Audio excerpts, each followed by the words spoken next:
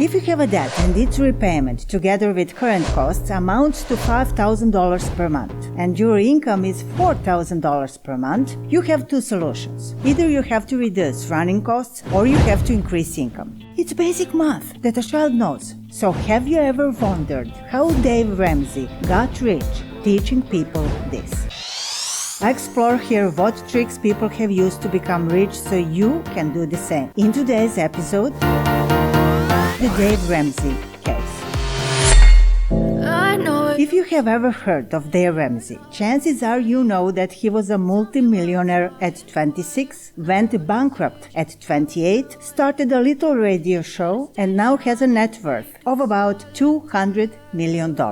He teaches people how to get out of debt and how to get rich by giving them these basic math solutions, which are so obvious that one wonders how he managed to attract millions of people who now follow him, how his books became bestsellers, and how his business became so successful that it employs hundreds and hundreds of people.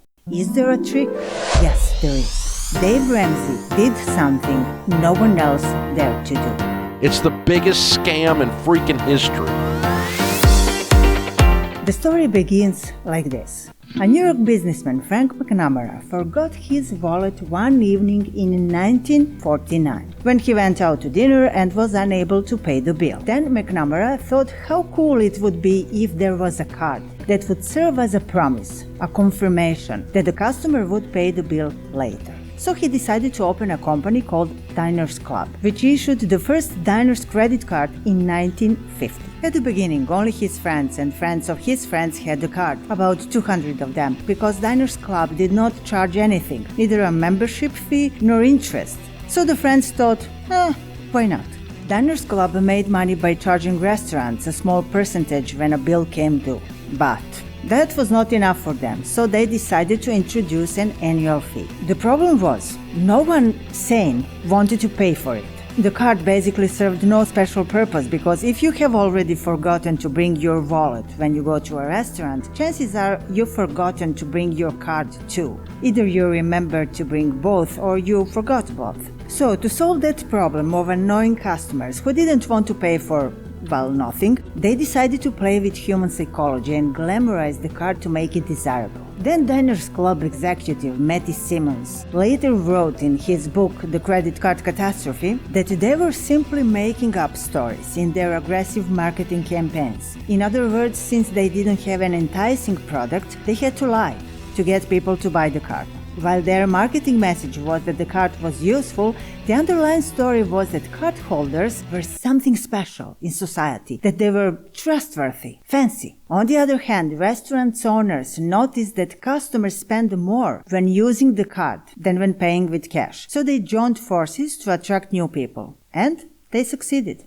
By 1959, Diners Club had 1 million members. Credit companies and banks soon followed them. The first plastic credit card was made in 1959 by American Express. Then, in 1966, Bank of America issued a revolving credit card. And that's when the party really started.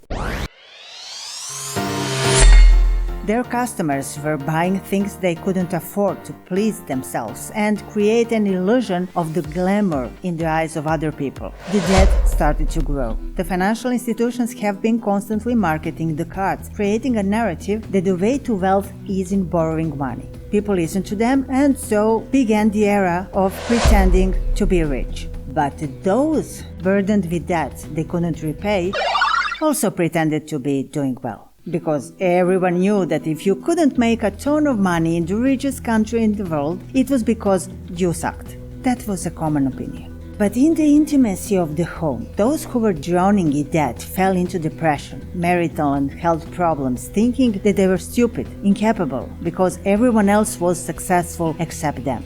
And when in 1992 they heard a lone voice coming from a small radio station, it's the biggest scam in freaking history. They paid attention.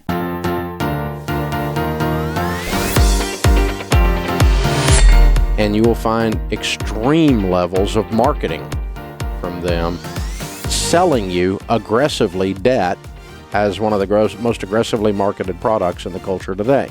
Dave Ramsey was telling them that they weren't the only one desperate, that millions of others were in the same position. Statistics prove that not only do 78% of the people not pay them off, but worse than that, the ones that do pay them off, Kroger just finished doing a big Kroger card because their focus group study showed that people spend between 45 and 54% more using plastic.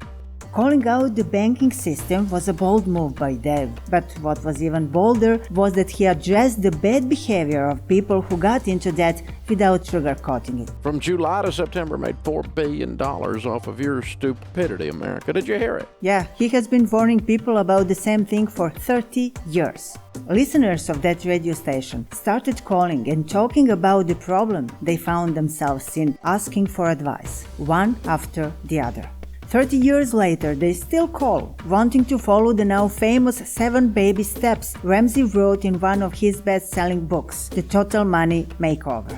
These baby steps: save $1,000 beginner emergency fund, get out of debt using the debt snowball, save a proper emergency fund that is 3 to 6 months of expenses, invest 15% of household income for retirement, save for children's college, pay off the home early, build wealth and be generous, are the target of many financial experts. The simplicity of this presented solution, and even more so his opposition to borrowing, provokes Ramsey's critics who believe that this is not the best way to get rich and that debt is necessary for that goal. They, holy moly, attack him because he teaches his followers not to use credit cards, claiming that a credit score is necessary. They say that smart people use credit cards to their advantage. And the hilarious thing is that you are massively in denial. That you really do believe you're beating them at their game. They say that responsible people who pay off the balance monthly get airline miles, and that's actually a bonus that shouldn't be overlooked. And those of you that are collecting airline miles, all the studies tell us that you are the worst. Actually, what Dave Ramsey talks about all the time is that rational thinking when it comes to these things is not what happens in reality. In reality, 78% of people don't pay off their balance monthly, and those who do overspend on things they don't need to get some benefits that would have cost them less if they were paying cash. Behavior that is most often not under the control of rationality is exactly the target that banks aim at. They know the behaviors. It's not a conspiracy theory.